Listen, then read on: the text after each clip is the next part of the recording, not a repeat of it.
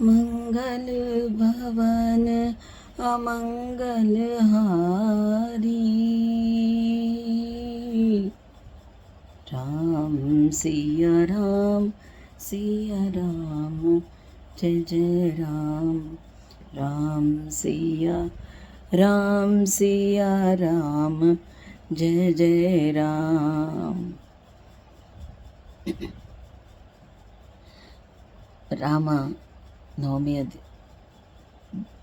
ರಾಮನವಮಿ ರಾಮ ಹುಟ್ಟಿದ ದಿವಸ ಎಲ್ಲರೂ ಅಯೋಧ್ಯೆಯಲ್ಲಿ ರಾಮ ಜನ್ಮಲಾಗ ಸಖಿ ರಾಮ ಜನ್ಮಲಾಗ ಸಖಿ ರಾಮ ಜನ್ಮಲಾ. ರಾಮನ ಹುಟ್ಟಿದಬ್ಬವನ್ನು ಆಚರಿಸಬೇಕು. ಯಾಕಂದರೆ ರಾಮ ಭಗವಂತ, ಅವನಲ್ಲಿರುವಂತಹ ಎಲ್ಲ ಗುಣಗಳು ಎಲ್ಲರನ್ನೂ ಸಂತಸಪಡಿಸುವಂತಹ ಗುಣಗಳು. ರಾಮ ಮತ್ತು ಸೀತೆ, ಸಿಯ ರಾಮ ಜಯ ಜಯ ರಾಮ್. ಹೀಗೆ ರಾಮ ದೊಡ್ಡವನಾದ ಮೇಲೆ ಒಂದು ಸಾರಿ ಈ ಜನಕಪುರಿಯಲ್ಲಿ ಸೀತೆಯ ಆಸ್ಥಾನದಲ್ಲಿ ರಾಮನಿಗೆ ಯೋಗ್ಯವಾಗಿರುವಂತಹ ಸೀತೆ ಯಾಕೆ ಅವಳು ರಾಮನ ಪತ್ನಿ ಅಂತ ಈ ಒಂದು ದೃಶ್ಯ ನನಗೆ ತುಂಬ ಹೃದಯಕ್ಕೆ ಒಂದು, ಹೇಗಪ್ಪ ಮೊದಲಿನ ಕಾಲದಲ್ಲಿ ಹೇಗೆ ಒಂದು ಕನ್ಯೆಯರನ್ನು ಯಾವ ರೀತಿಯಿಂದ ಬೆಳೆಸ್ತಾ ಇದ್ದರು, ಅವರಿಗೆ ಎಷ್ಟು ಜ್ಞಾನವನ್ನು ಕೊಡ್ತಾ ಇದ್ದರು ಅಂತ ಈ ಒಂದು ದೃಶ್ಯದಿಂದ ನಾವು ತಿಳ್ಕೊಬೋದು. ಯಾಕೆ ಅಂದರೆ ಇವತ್ತು ಏನಾಗ್ಬಿಟ್ಟಿದೆ ಅಂದರೆ ಜ್ಞಾನದ ಕೊರತೆ. ನಾವು ಯಾರನ್ನು ಪೂಜಿಸಬೇಕು, ಯಾರಿಗೆ ಎಷ್ಟು ಯಾವ ಸ್ಥಾನ ಕೊಡಬೇಕು ಅನ್ನೋದು ನಮಗೆ ಗೊತ್ತೇ ಇಲ್ಲ. ಯಾರನ್ನು ಸ್ಮರಿಸಿದರೆ ನಮ್ಮ ಕಷ್ಟಗಳ ನಿವಾರಣೆ ಆಗತ್ತೆ, ಯಾರು ನಮಗೆ ನಿಜವಾದ ಮಿತ್ರರು ಅಂತ ನಮಗೆ ಗೊತ್ತಿಲ್ಲ. ನೀವೆಲ್ಲರೂ ಕೇಳಿರ್ಬೋದು, ಗಾರ್ಗಿದೇವಿ ಅತ್ಯಂತ ಜ್ಞಾನವಂತೆ ಅವಳು. ಅವಳನ್ನು ಸೋಲಿಸಲಿಕ್ಕೆ ಬಹಳ ಕಷ್ಟ ಆಗ್ತಿತ್ತು.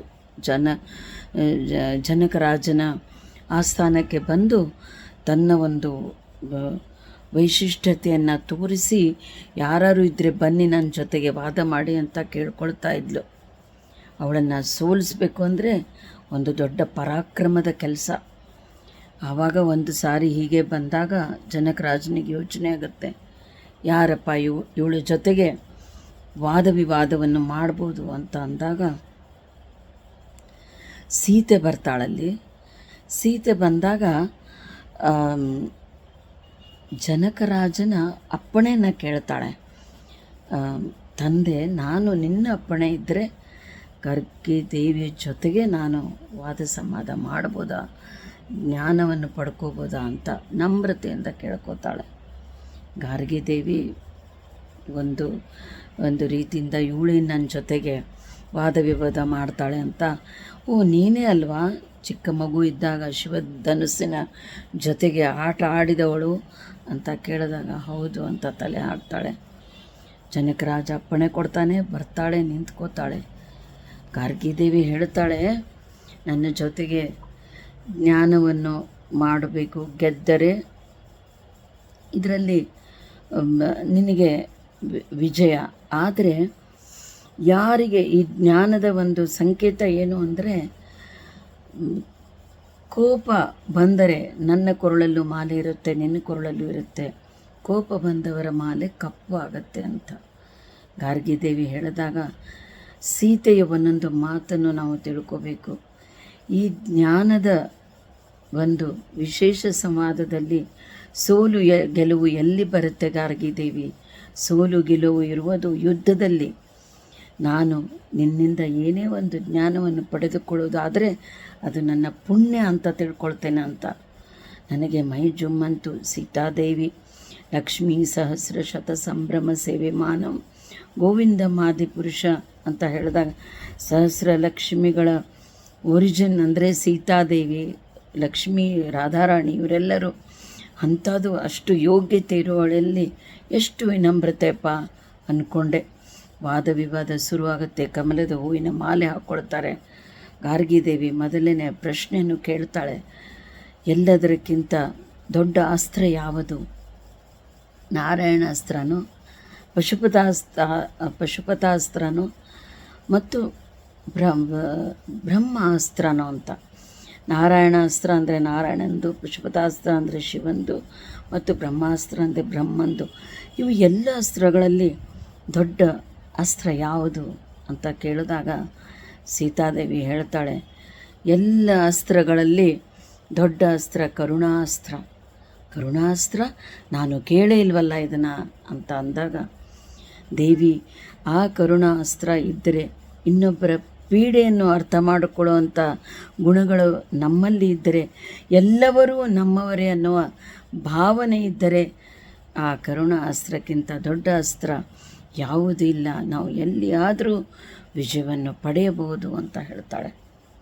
ಅದಕ್ಕೆ ಗಾರ್ಗಿದೇವಿ ಉತ್ತರ ಸಮ್ಮತಿಸಿದ ಹಾಗೆ ಮುಂದಿನ ಪ್ರಶ್ನೆ ಕೇಳ್ತಾಳೆ, ಪ್ರಕಾಶದಕ್ಕಿಂತ ವೇಗ ಯಾವುದು?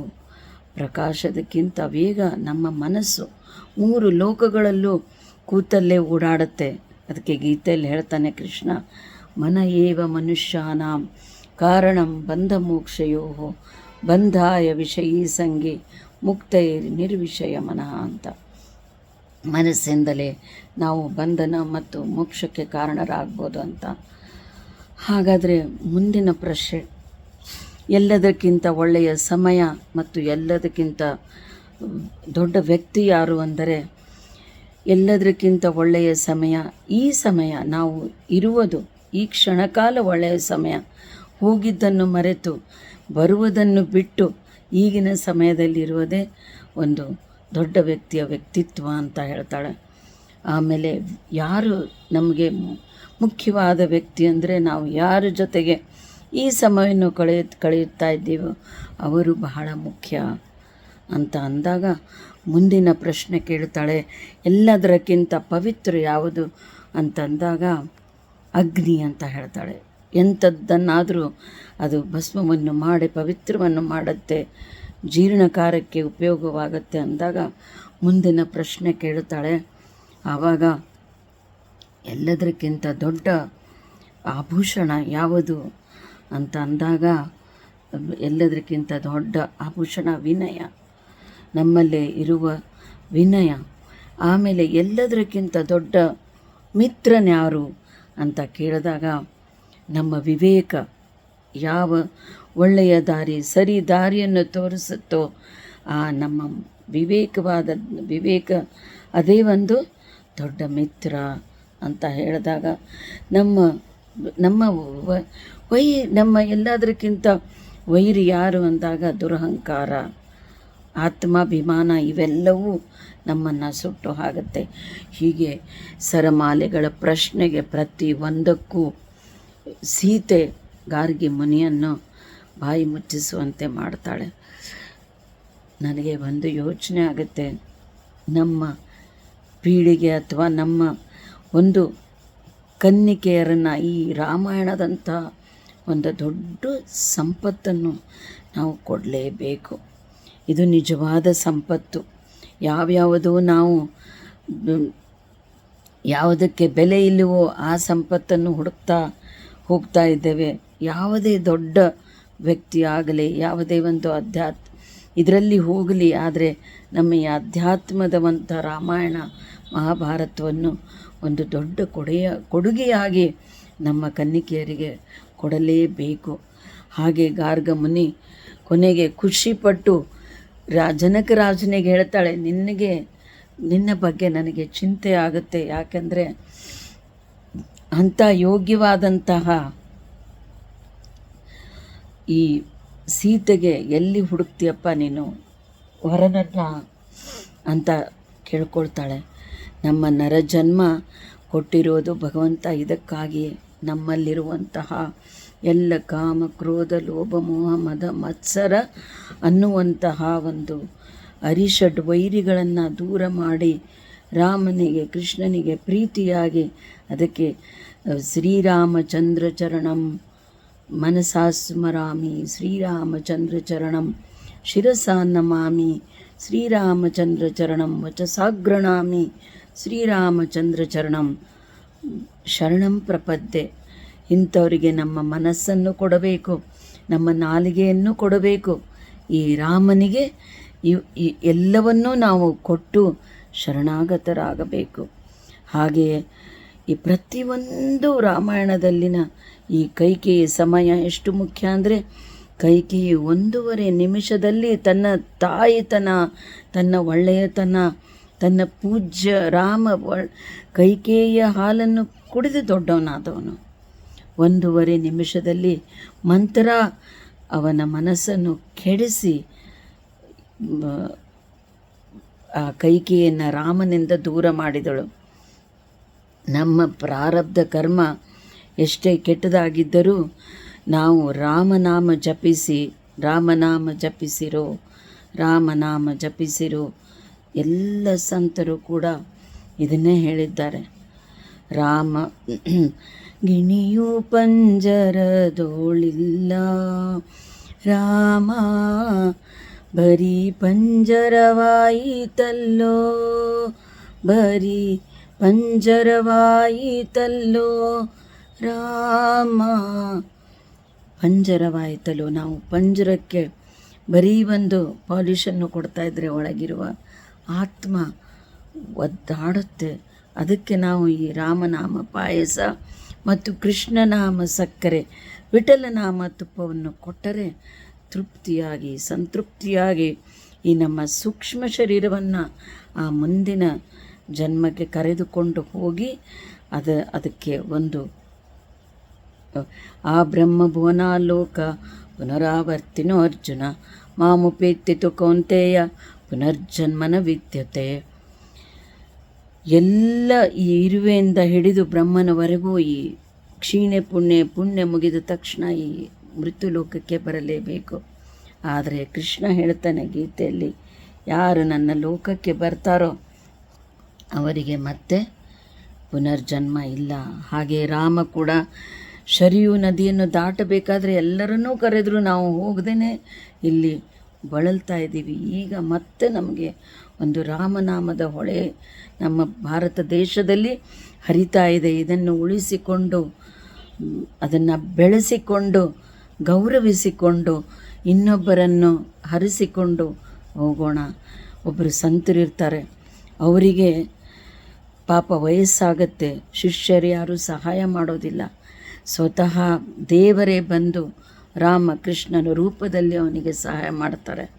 ಆವಾಗ ಆ ಸಂತರು ಹೇಳ್ತಾಳೆ, ಯಾಕಪ್ಪ ನೀನು ಒಂದು ದಿವಸ ಗೊತ್ತಾಗುತ್ತವರಿಗೆ ನನ್ನ ಶಿಷ್ಯರಂತೂ ಅಲ್ಲ, ಭಗವಂತನೇ ಕೈ ಹಿಡಿದಾಗ ಭಗವಂತನೇ ಬಂದಿದ್ದಾನೆ ಅಂತ ಗೊತ್ತಾದಾಗ ಆ ಭಗವಂತನ ಹಿಡಿದು ಕೇಳಿದಾಗ, ನೀ ನನ್ನ ಮುಕ್ತಿ ಕೊಟ್ಟುಬಿಡು, ಯಾಕೆ ಈ ಥರ ಹಿಂಸೆ ಕೊಡ್ತಾ ಇದೀಯಾ ಅಂತ ಕೇಳಿದಾಗೆ ಭಗವಂತ ಹೇಳ್ತಾನೆ, ಎಷ್ಟೋ ಜನರಿಗೆ ಸಂತರಿಂದ ನಾಮದಿಂದ ಎಲ್ಲ ಮುಕ್ತಿ ಸಿಗುತ್ತೆ. ಆದರೆ ಕೆಲವೊಬ್ಬರು ಪ್ರಾರಬ್ಧ ಅನುಭವಿಸಲೇಬೇಕು. ಇಲ್ಲ ಅಂದರೆ ಮತ್ತೆ ಈ ಪುನರ್ ಇದಕ್ಕೆ ಇಲ್ಲಿ ಬಂದು ಮತ್ತು ಇದನ್ನು ಅನುಭವಿಸಲೇಬೇಕು. ಹಾಗೆ ನೀನು ಪೂರ್ಣ ಮುಕ್ತಿ ಮಾಡಿಕೊಂಡು ಹೋಗಪ್ಪ ಅಂತ ಸಂತನಿಗೆ ಸಾಂತ್ವನ ಹೇಳಿ ರಾಮನಾಮದ ಮಹಿಮೆಯನ್ನು ತಿಳಿಸ್ತಾರೆ. ರಾಮಾಯ ರಾಮಭದ್ರಾಯ ರಾಮಚಂದ್ರಾಯ ವೇದಸೆ ರಘುನಾಥಾಯ ನಾಥಾಯ ಸೀತಾಯ ಪತಯೇ ನಮಃ. ರಾಮನಾಮ ಎಷ್ಟು ಮುಖ್ಯ. ರಾಮ 2 ಅಕ್ಷರ ಎಷ್ಟು ತೃಪ್ತಿ ಕೊಡುವಂತಹ ಒಂದು ರಾಮನಾಮ. ಅದಕ್ಕೆ ಸಕ್ಕರೆ ಹೋಳಿಗೆ ದಾಸರು ಹೇಳ್ತಾ ಇದ್ದಾರೆ, ಎಲ್ಲ ದೇವರ ಹೆಸರು ತೊಗೊಂಡು ಅದಕ್ಕೆ ಒಂದೊಂದು ಹೋಳಿಗೆ ತುಪ್ಪ ಸಕ್ಕರೆ ಇವೆಲ್ಲ ಹೆಸರು ಕೊಟ್ಟು ಅಷ್ಟೇ ಒಂದು ತೃಪ್ತಿಯಾಗುವಂತಹ ಒಂದು ಈ ನಾಮದ ಮಹಿಮೆ ನಮಗೆ ಎಲ್ಲದಕ್ಕಿಂತ ದೊಡ್ಡ ಆಪತ್ತು ಕಾಯುವಂತಹ ಒಂದು ದೊಡ್ಡ ಆಸ್ತಿಯೇ ಆಗಬೇಕು. ಹಾಗೆಯೇ ನಾವು ಈ ರಾಮನನ್ನು ಮರೆಯದೆ, ರಾಮನಮ್ಮ ಒಂದು ಏನು ಈ ಮಕ್ಕಳಿಗೆ ಒಂದು ಎಲ್ರಿಗೂ ಒಂದು ಸೂಪರ್ ಮ್ಯಾನ್ ಬೇಕಾಗುತ್ತೆ. ಅವನ ನಿಜವಾದ ಒಂದು ವ್ಯಕ್ತಿತ್ವವನ್ನು ತಿಳಿಸಿ ಆ ಮಕ್ಕಳಿಗೆ ಒಂದು ದೊಡ್ಡ ಆಸ್ತಿಯನ್ನು ಕೊಡೋಣ. ಎಲ್ಲರಿಗೂ ಈ ರಾಮನವಮಿಯ ಶುಭಾಶಯಗಳು. ರಾಮರಾಜ್ಯ ಆಗಬೇಕೆಂದರೆ ಪ್ರತಿಯೊಬ್ಬರೂ ಎಲ್ಲ ದ್ವೇಷವನ್ನು ಬಿಟ್ಟು ಪರರನ್ನು ಪ್ರೀತಿ ಮಾಡಿ ರಾಮನಾಮದ ಮಹಿಮೆಯನ್ನು ಕೊಟ್ಟು ಎಲ್ಲರಲ್ಲೂ ಒಂದು ಈ ರಾಮರಾಜ್ಯ ಆಗಬೇಕು. ಆಗ ಅದಕ್ಕೆ ಎಲ್ಲರ ಸಹಕಾರ. ಆದರೆ ಸಾಧ್ಯ ಇಲ್ಲದೇ ಇಲ್ಲ, ಆಗುತ್ತೆ. ಎಲ್ಲರೂ ಪ್ರಯತ್ನ ಪಡಬೇಕು. ನಾವು ಎಷ್ಟೋ ಸರಿ ನಾವು ಅನ್ಕೋತೀವಿ, ಇಷ್ಟೆಲ್ಲ ದೇವ್ರದ್ದು ಮಾಡಿದೆ, ನನಗೆ ಅದರ ಫಲ ಸಿಕ್ಕಿಲ್ಲ.